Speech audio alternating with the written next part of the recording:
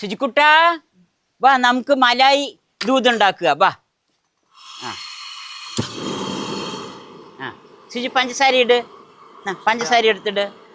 ആ ആ കാത്തിയിട് കാത്തിയിട്. ആ നമ്മളിപ്പോൾ ഉള്ളത് ഷിജാസ് ഓട്ടിസം എന്നുള്ള യൂട്യൂബ് ചാനൽ റൺ ചെയ്യുന്ന ഷിജുക്കുട്ടൻ്റെ അമ്മാവൻ കബീർക്കയുടെയും കൂടെയാണ്. ഇവരിന്ന് നമ്മുടെ സോഷ്യൽ മീഡിയ സ്പേസസിൽ വളരെയധികം ഫേമസ് ആയിട്ടുള്ള രണ്ട് പേരാണ്. നിഷ്കളങ്കമായിട്ടുള്ള സ്നേഹത്തിൻ്റെ ഒക്കെ എക്സാമ്പിൾസ് എന്നൊക്കെ നമുക്ക് പറയാൻ പറ്റാവുന്ന രണ്ടാൾക്കാർ. ഷിജുക്കുട്ടൻ്റെ ഏറ്റവും അധികം ഹിറ്റായിട്ടുള്ളത് കുക്കിംഗ് വീഡിയോസാണ്. അപ്പോൾ നമ്മൾ കുക്കിംഗ് വ്ളോഗിലാണ് ഇപ്പോൾ നമ്മൾ കിടക്കുന്നത്. ഇപ്പോൾ നമ്മൾ പാൻ ചൂടാക്കി പഞ്ചസാര ഇട്ടു. ഇപ്പം എന്താ നോക്കുന്നത്? ശുചി മണം നോക്കുകയാണ്. എനിക്ക് മണം ഭയങ്കര ഇഷ്ടമാണ്.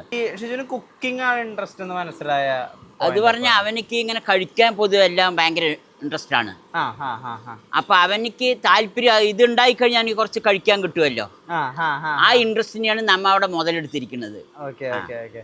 അപ്പൊ ഇത് ഉണ്ടാക്കുമ്പോ അങ്ങനെ പറഞ്ഞാൽ ഇവര് ആദ്യം ഭയങ്കര ഒന്നിനും സഹകരിക്കില്ല. അപ്പൊ ഉണ്ടാക്കുമ്പോ നമ്മൾ ഇവിടെ ഇത് പിടിപ്പിക്കും, അതിനെ കൊണ്ട് അതേമാതിരി ഇളപ്പിക്കും, പിന്നെ അങ്ങനെ മണം നോക്കും, ഇങ്ങനെയുള്ള എല്ലാ കാര്യം ചെയ്യിപ്പിക്കുമ്പോൾ അവർക്ക് എല്ലാ ഭാഗവും വർക്ക് ചെയ്യും.